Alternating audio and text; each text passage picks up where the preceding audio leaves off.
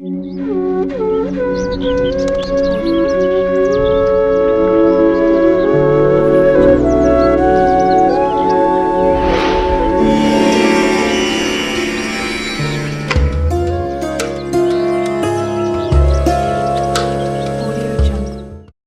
సృష్టిని సృష్టించింది బ్రహ్మదేవుడు. అంటే ఈ సృష్టికే కారకుడు బ్రహ్మ అని హిందూ పురాణాలు కూడా చెప్తున్నాయి. హిందువులకు అత్యంత పవిత్రమైన దేవతలు త్రిమూర్తులు బ్రహ్మ, విష్ణు, మహేశ్వరులు. ఈ ముగ్గురులో విష్ణువు, మహేశ్వరులకు దేశమంతా, ప్రపంచమంతా ఆలయాలుంటాయి.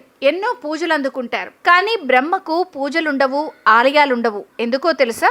ఒకనాడు బ్రహ్మ విష్ణువుల్లో ఎవరు గొప్ప అని వాదన మొదలవుతుంది. ఆ వాదనకి విరుగుడుగా శివుడు ఒక పరీక్ష పెడతాడు. తాను ఒక లింగ రూపంలో ఉంటానని, ఎవరైతే ఆ లింగపు అంచుని చేరుకోగలుగుతారో వారు గొప్పవారు అన్నది ఆ పరీక్ష సారాంశం. ఆ పరీక్షకు బ్రహ్మ, విష్ణువులు ఇద్దరూ కూడా సరే అంటారు. పరమేశ్వరుడు చెప్పినట్లుగానే ఆద్యంతరహితమైన ఒక లింగ రూపంలో వెలుస్తాడు. అంతటా బ్రహ్మదేవుడు హంస రూపంలో ఆ లింగాకారపు పైభాగాన్ని గుర్తించేందుకు ఎగిరిపోగా, విష్ణుమూర్తి వరాహ రూపంలో నేలని తవ్వుకుంటూ లింగపు అడుగు భాగాన్ని చేరుకునేందుకు సిద్ధపడతాడు. ఎంతకాలం గడిచినా శివలింగపు అంచులు కనిపించవు. కానీ సృష్టికర్త అయిన తాను ఓటమిని ఒప్పుకోవడం ఏమిటి అన్న అహంకారం కలుగుతుంది బ్రహ్మదేవుడిలో.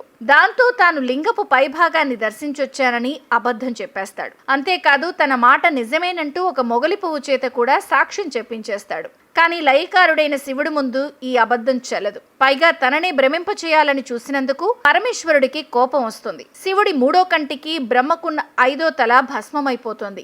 అందరికీ ఆదర్శంగా నిలవాల్సిన దైవమే అబద్ధాన్ని పలకడంతో ఇక మీదట బ్రహ్మ పూజలు అందుకునేందుకే అర్హత కోల్పోతాడంటూ శివుడు శపిస్తాడు. అందుకే బ్రహ్మదేవుడుకు ఆలయాలుండవు, పూజలు జరగవు.